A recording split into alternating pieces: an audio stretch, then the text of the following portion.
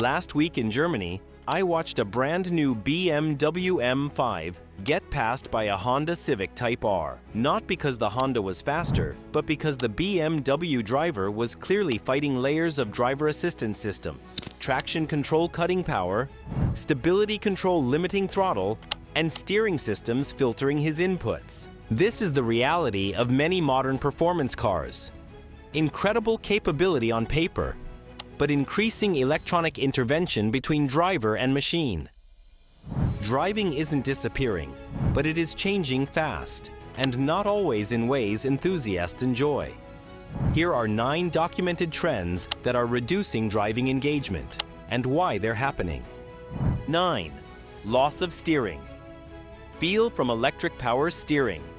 Hydraulic steering once gave direct feedback from the road through fluid pressure. Electric power steering, now used in almost all new cars, replaces that with software-controlled assistance. Manufacturers switched because EPS improves fuel economy slightly, enables lane-keeping systems, reduces production cost and maintenance.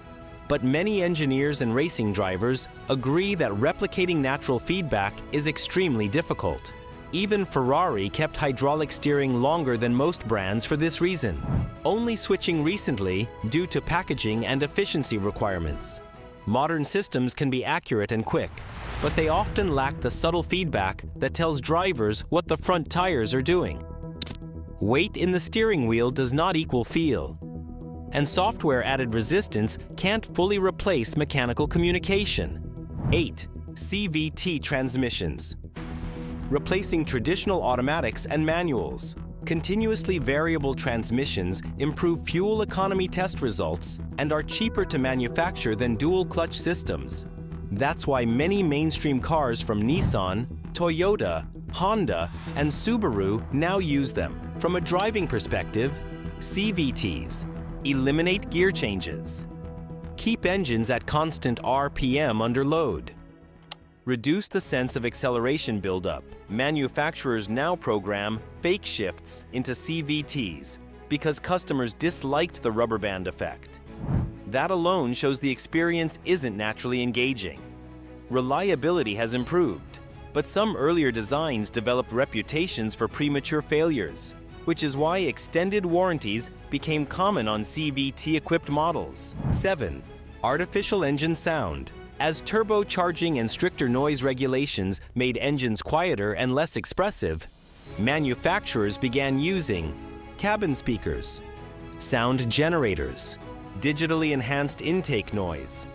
BMW, VW, Ford, and even Porsche use some form of sound enhancement in certain models. It works psychologically, but many drivers notice when sound doesn't match vibration or throttle response.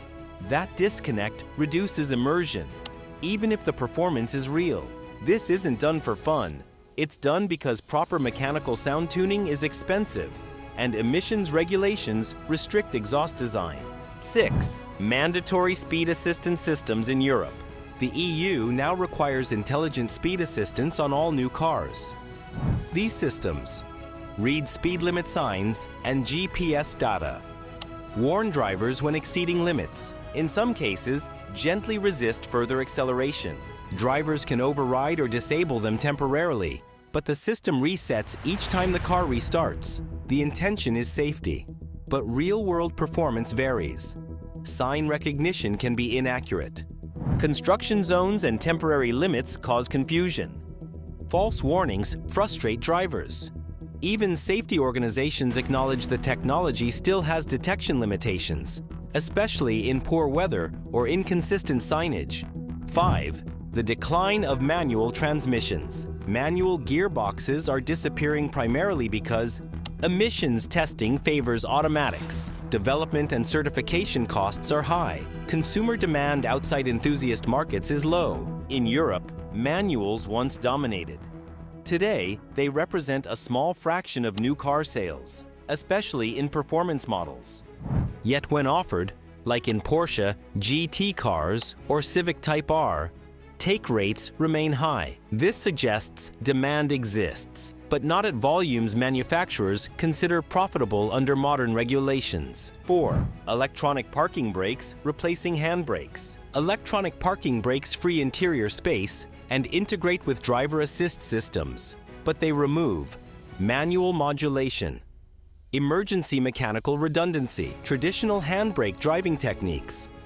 Mechanical cables are simple and cheap to fix. Electronic actuators are not.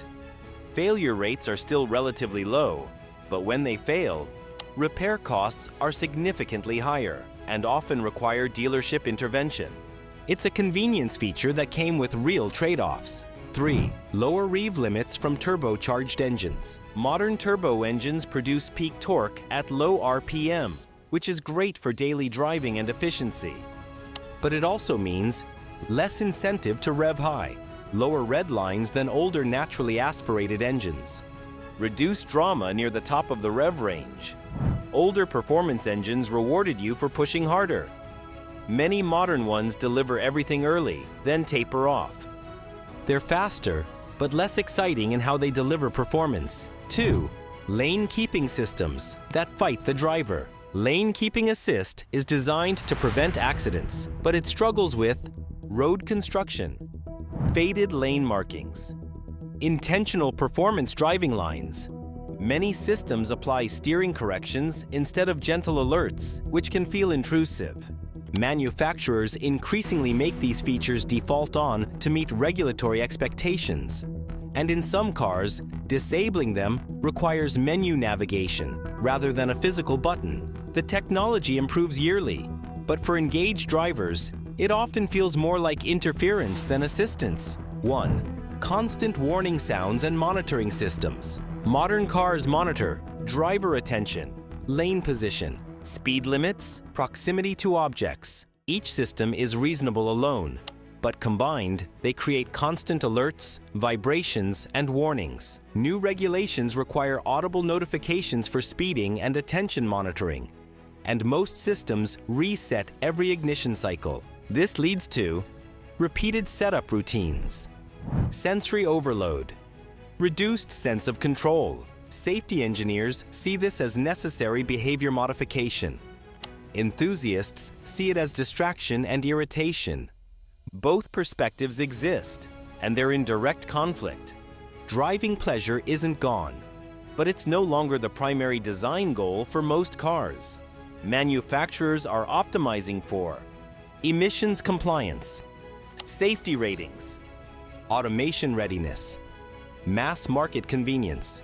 Driver engagement has become a niche product, not a default expectation. That's why cars like the Mazda MX-5, Porsche GT models, and the Alpine A110 stand out, because they're deliberately built around feel, not automation. Cars will keep getting faster. The real question is whether they'll still feel rewarding to drive. Which of these changes bothers you the most?